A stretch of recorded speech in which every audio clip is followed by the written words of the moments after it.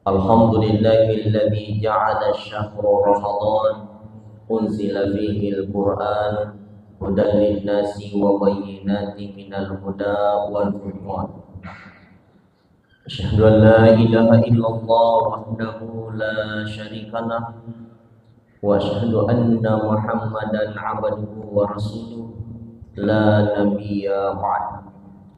Allahumma salli ala Muhammad wa ala ali Muhammad.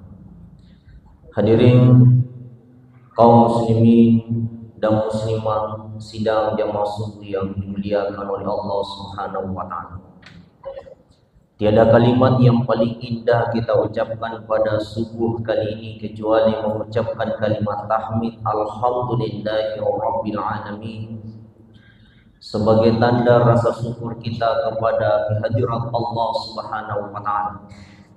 Tuhan yang senantiasa memberikan kesehatan, kesempatan serta dorongan keimanan kepada kita semua. Sehingga alhamdulillah pada subuh kali ini kita hadirkan diri kita hadir di tempat yang sangat mulia dan suci ini. Tiada lain dan tak bukan adalah melaksanakan kewajiban kita sebagai umat Islam, yaitu salat subuh yang telah kita laksanakan secara berjamaah. Salawat dan taslim selalu pula kita kirimkan kepada baginda Nabiullah Muhammad sallallahu alaihi wasallam. Allahumma salli wa sallim wa barik alaihi.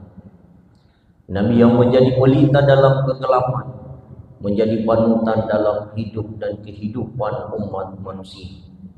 Nabi yang berhasil memperbaiki perilaku daripada manusia dari biadab menjadi beradab. Nabi yang berjuang bersama sahabatnya memperbaiki budaya dan tradisi Arab dari jahiliyah menjadi Islamiyah. Dengan kata lain, minaz zulumati ila nur. Hadirin kaum muslimin dan muslimah sidang jamaah subuh yang dimuliakan oleh Allah Subhanahu wa taala. Adapun judul ceramah subuh yang insyaallah saya sampaikan pada kesempatan kali ini adalah 3 golongan manusia yang didoakan oleh para malaikat. Kiai Haji Zainuddin MZ pernah menyampaikan bahwa dalam sebuah riwayat dijelaskan Rasulullah sallallahu alaihi wasallam pernah duduk-duduk bersama dengan para sahabatnya.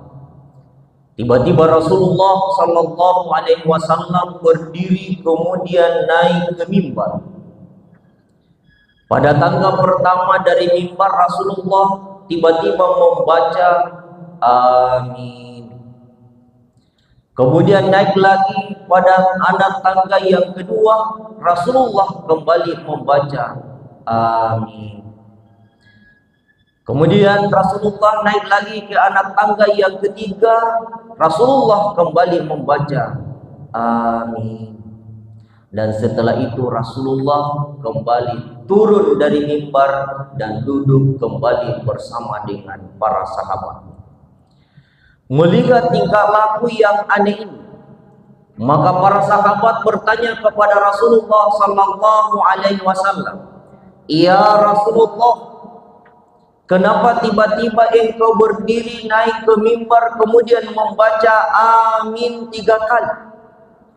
Rasulullah menjawab bahwa baru-baru saja para malaikat hadir di tengah-tengah kita, kemudian mendoakan 3 golongan manusia, lalu saya mengaminkan 3 doa daripada para malaikat itu.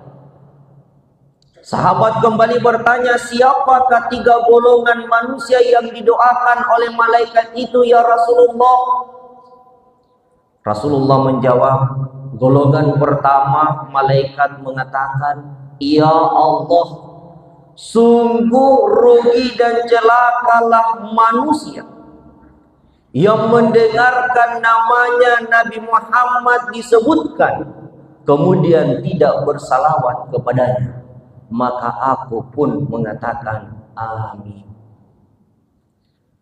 Golongan kedua malaikat mengatakan, ya Allah, Sungguh rugi dan celakalah umat Muhammad yang mendapati kedua orang tuanya, kemudian mereka tidak membahagiakannya, justru menyia-nyiakannya.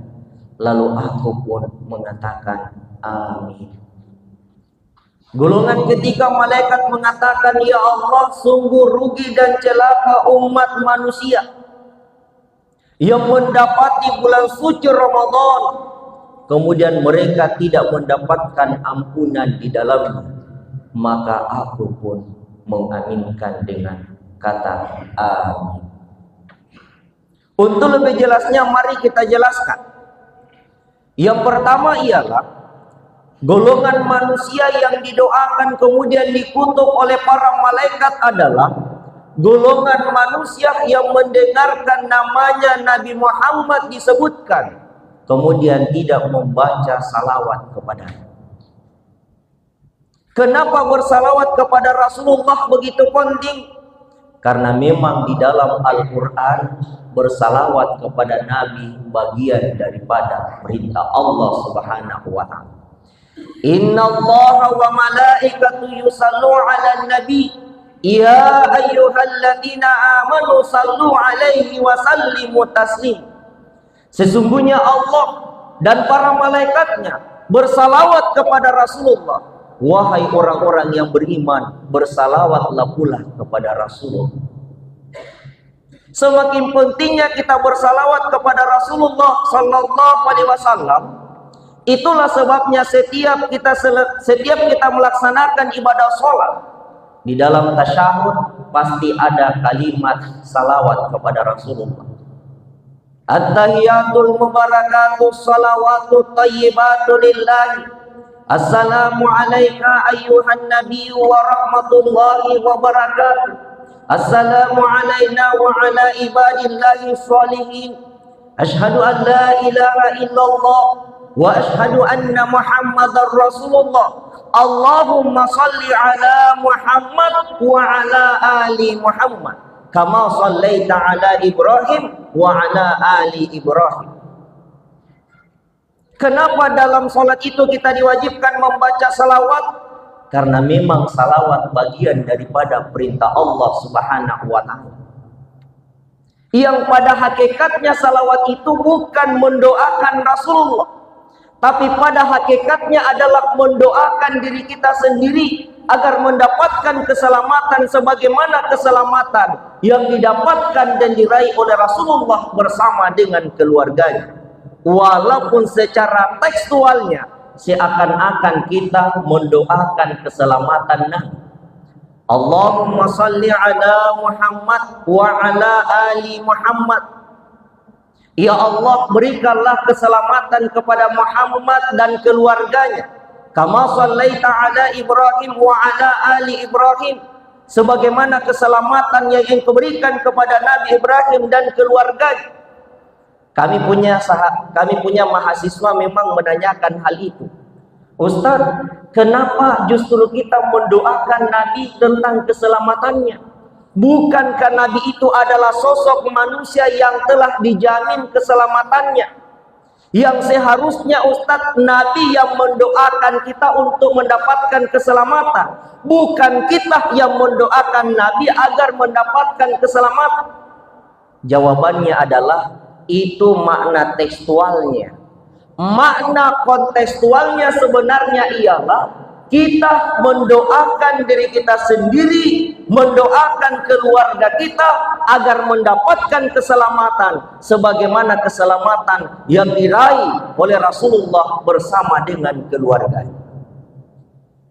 Kemudian golongan yang kedua, hamba-hamba Allah yang didoakan oleh para malaikat kemudian dikutuk adalah golongan manusia yang mendapati kedua orang tuanya masih hidup, kemudian mereka tidak membahagiakannya, justru menyia-nyiakannya. Kenapa berbakti dan berbuat baik kepada kedua orang tua begitu penting? Karena memang jasa-jasa dan perjuangan orang tua kepada kita semua tidak mampu kita balas. Seandainya ada Tuhan yang pantas disembah selain daripada Allah, maka semua anak diwajibkan dan diperintahkan untuk menyembah kedua orang tua. Namun karena kita tidak boleh menyembah selain daripada Allah, maka kita diperintahkan cukup kalian berbakti, berbuat baik, bahagiakan kedua orang tua. Itulah sebabnya berbakti dan berbuat baik kepada kedua orang tua dijadikan sebagai urutan kedua setelah kita diperintahkan menyembah kepada Allah Subhanahu wa taala. Sebagaimana di dalam Al-Qur'an surah Al-Isra ayat 23 Allah Subhanahu wa taala berfirman, "Wa qada rabbuka alla ta'budu illa iyyahu wa bil walidaini ihsan." Tuhanmu memerintahkan kepada kalian agar kalian jangan pernah menyembah selain daripada Allah, dan hendaklah berbakti dan berbuat baik kepada kedua orang tua. Tapi sayang, seribu sayang, begitu banyak saudara kita seiman dan seagama, setelah mereka sudah sukses, hidup mandiri, berkeluarga, punya harta, bertahta, berpangkat, mereka sudah mulai lupa diri dan lupa darat. Mereka lebih cinta kepada istrinya, mereka lebih cinta kepada anaknya, mereka lebih cinta kepada pangkat dan kedudukannya ketimbang daripada kedua orang tuanya. Padahal ridho Allah tergantung daripada ridho kedua orang tua itu. Ridho Allahi fi ridhal walidaini wa sukhtullahi fi sukhtil walidaini. Ridhonya Allah tergantung daripada ridho kedua orang tuamu, dan murkanya Allah tergantung murka kedua orang tua. Kemudian yang terakhir, hamba-hamba Allah yang didoakan oleh malaikat, diaminkan oleh Rasulullah, mendapatkan kerugian besar adalah hamba-hamba Allah yang diberikan umur yang panjang oleh Allah, mendapati bulan suci Ramadan, kemudian mereka tidak meraih ampunan di dalamnya. Kenapa mendapatkan ampunan di dalam bulan suci Ramadan begitu penting? Karena di dalam bulan suci Ramadan kita diperintahkan untuk berpuasa selama 1 bulan pun. Sebagaimana Allah Subhanahu wa taala berfirman di dalam Al-Qur'an surah Al-Baqarah ayat 183. Ya ayyuhalladzina amanu kutiba alaikumusiyam kama kutiba 'alal ladzina min qablikum la'allakum tattaqun. Hai sekalian manusia, wahai laki-laki orang beriman, wahai perempuan yang beriman, wahai masyarakat yang beriman, wahai pejabat yang beriman, siapapun di antara kalian yang beriman, kata Allah, kutiba alaikumusiyam, kalian telah diwajibkan untuk berpuasa di dalam bulan suci Ramadan. Kama kutiba 'alal ladzina min qablikum, sebagaimana diwajibkan orang-orang sebelum kamu, la'allakum tattaqun, agar kalian meraih ketakwaan di sisi Allah Subhanahu wa taala. Yang saya mau sampaikan sebagai penjelasan terakhir adalah hakikat daripada puasa yang sedang kita laksanakan pada hari pertama bulan suci Ramadan ini. Hakikat daripada puasa tidak hanya sekedar menahan lapar dan haus, tapi hakikat daripada puasa adalah menahan diri dari segala sesuatu yang membatalkan puasa, menahan diri dari segala sesuatu yang menghapuskan pahala puasa sejak terbitnya fajar sampai terbenamnya matahari. Jadi ada 2 hal yang kita harus tahan sejak terbitnya matahari sampai terbenamnya matahari. Yang pertama adalah segala sesuatu yang membatalkan puasa, yang kedua adalah segala sesuatu yang menghapuskan pahala puasa. Kalau yang membatalkan puasa, Bapak Ibu pastinya sudah tahu. Makan dengan sengaja, minum dengan sengaja, melakukan hubungan badan suami istri di siang hari, haid bagi perempuan, mengeluarkan sperma bagi laki-laki dengan sengaja, semuanya ini adalah hal-hal yang membatalkan puasa. Terkecuali kalau makan minum karena lupa, itu dimaafkan dan tetap dilanjutkan puasanya. Cuma kami punya mahasiswa pernah bertanya, Ustadz, pada tahun lalu di hari pertama saya lupa, minum kopi di siang hari. Terus setelah saya bikin kopi secangkir, habis nih setengah gelas Ustadz, baru saya ingat. Tapi karena saya tidak mau mubazir Ustadz, maka saya habiskan, kemudian saya lanjutkan puasa saya. Maka saya katakan, itulah yang membatalkan puasamu. Seandainya kamu berhenti tidak minum lagi, maka puasamu tetap sah dan lanjutkan sampai berbuka. Tapi karena kamu lanjutkan minum setelah ingat, itulah yang membatalkan puasamu. Ada juga mahasiswi kami jurusan kesehatan di UIN Al-Azhar Makassar, Ustadz, pernah juga terjadi pada diri saya. Kenapa Nanda? Sudah mau berbuka Ustadz, tinggal hitungan menit. Tiba-tiba keluar ihaitku tapi baru sedikit Ustadz. Saya pakai bahasa Makassar, nah, mana tuh cili tai. Maksudnya biar sedikit nak tetap membatalkan. Tapi tidak kuperiksa Ustaz, cuma kurasa. Itulah sebenarnya yang membatalkan. Bukan persoalan dilihatnya, persoalan keluarnya haid yang membatalkan puasa kalian. Ada juga yang bilang kalau berkeringat tadi Ustaz, saya bilang tidak apa-apa.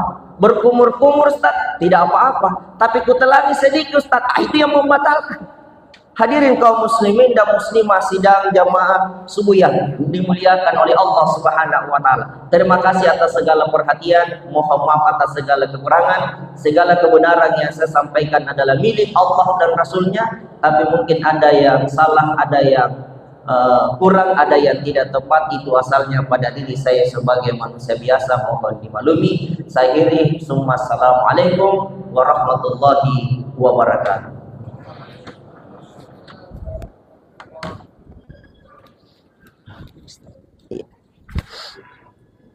Tabi Pak, insyaallah. Allahumma billahi majid. Tabi Pak. Tabi Pak.